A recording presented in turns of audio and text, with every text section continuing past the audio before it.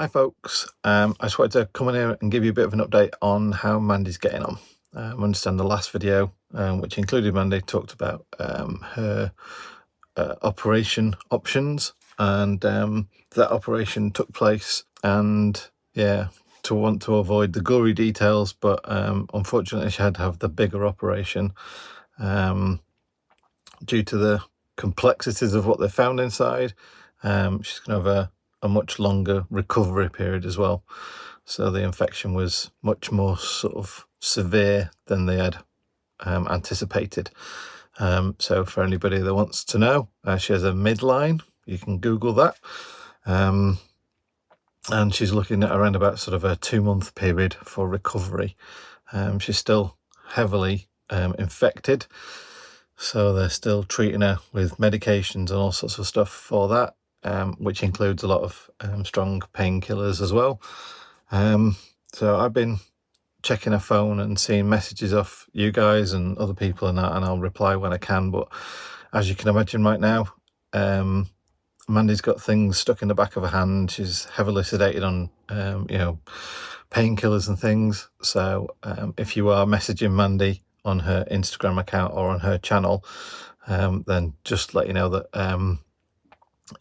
she isn't going to reply at the moment, and whilst I'm reading messages, I'm replying to the important messages, and then people that are leaving messages on either my channel or our channels or Instagram, same thing. Yeah, the days are long, unfortunately.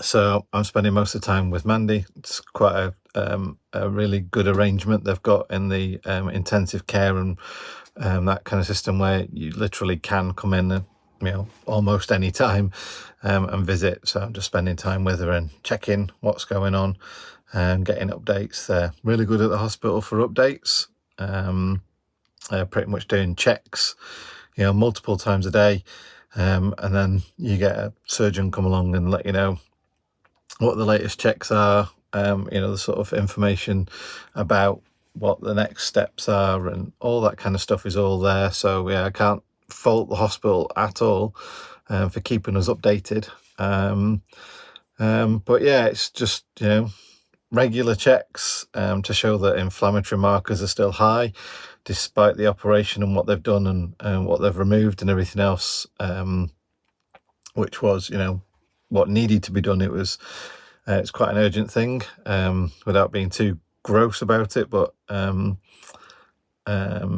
it was sepsis, which had basically sort of come from an ovarian cyst, or actually both ovarian cysts that had burst, which unfortunately had been there throughout Mandy's cancer treatment as well. So half of the pain that she was going through on a cancer treatment could well have been coming from what this problem was as well. And the other side of it is that the cancer treatment probably masked the pain and everything else that she was going through as well. So as you can imagine, she's had a right shit show over time, and yeah, ultimately she's pissed off as well, that around about now she was hoping to start feeling more normal after the cancer treatment, and now after this huge operation that they've done, and another 2-month recovery time even before she can start sort of driving or anything like that. So she's pissed off that she's still ill and she can't do anything. And yeah, as you can imagine, being in that state, it's just it's not great for her mental health as well. So yeah, we're just taking every day as it comes. Like I say, she's on a lot of medication, lots of different types of antibiotics are being given. They're monitoring her blood stats and everything regularly so they can adjust the medication as required. She's recently had a blood infusion, an iron infusion, sorry, not blood infusion, because they noticed that something else was wrong with the blood. So they're doing regular checks and everything, but as you can imagine, all the time they're giving her drips for this, that and the other. They're taking blood, they're giving injections and that. So her arms and the back of her hand and everything are all full of little marks or actual things where things are going in and out. So yeah, it's a tough time, folks, and I just wanted to let you know where things are. Obviously, she's in the best place possible. I do want to reiterate that they're saying that the operation, to get the infected stuff out, don't want to put too much gory details on it, but the operation, they're saying, was, as far as they're concerned, a success. Like I say, she had sepsis and things are quite dire, and they're not now. So, that's a win. But obviously there's still an infection in there. Mandy's still fighting an infection, so they're still giving her meds to help her body fight that infection. And yeah, the regular monitoring and everything will help them do that and give her meds that she needs and everything else. So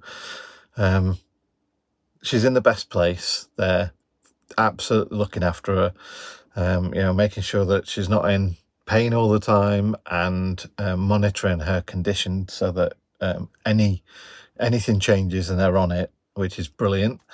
They're monitoring the scar that's left after the operation, so that they can see what's going on with that. They're doing CT scans so they can see what they've done inside. So yeah, they're doing everything they can to make her as comfortable as she needs to be, given that she's gone through this major operation, and also to keep on top of the infection that is still there, but to make sure she's getting the right meds and everything else. So it's looking up. It's not a negative situation where we were last time. It's more of a positive outlook, that they're tackling the infection. They've removed the major cause of it, and they're monitoring what's going on. But like I say, it is going to be a couple of months recovery. It could well be a few weeks until she's even just walking, but it's going to be a couple of months until she feels, anywhere near able to sort of drive or, sort of walk any long distances or anything like that, because of, like I say, the major operation they've had, and this midline, which is an incision, quite a large incision in her stomach. So I just wanted to obviously let you know, and to set some expectations about what to expect, because like I say, we were hoping by now that we would start traveling again, and that is probably not looking on the cards for the rest of this year, to be fair. And I don't want to set any expectations up for, sort of like we'll give you regular updates or anything else, mainly because there's more important things to concentrate on, as you can imagine right now. And therefore, I appreciate all of you putting comments on, like say, Instagram and Facebook and my videos and Mandy's videos and this videos, and asking for updates. But kind of that just puts extra pressure on when there's a lot of pressure there already. So we appreciate all your, sort of like lovely feedback and everyone's concern and everything else. But until there's something else to put on, if you can just take it to the fact that everything's kind of okay and Mandy's being looked after, and yeah, we'll update you when we've got something else to say, if that kind of makes sense as well. I know you're all thinking of her, and I pass messages on, I let her know what's going on that, but for now we just need to get through this and spend all our time and effort on getting Mandy better, instead of sort of like, replying to everyone's messages, as I'm sure you understand. I thought while I'm back here, I'd spend a few minutes just making this video for you guys so you could see what's going on. And yeah, that's pretty much where we are. So like I say, if you can be patient with us and just sort of like take it for the fact that everything's going okay, and the next video will be an update where hopefully you'll see Mandy out of hospital and doing sort of like whatever she can do anyway, sitting in a van, whatever, just hopefully out of hospital anyway. That'll be the next step. Okay folks, thanks for watching, thanks for your support, and thanks for your messages, and you guys take care, and I'll see you soon as. Take care folks, bye.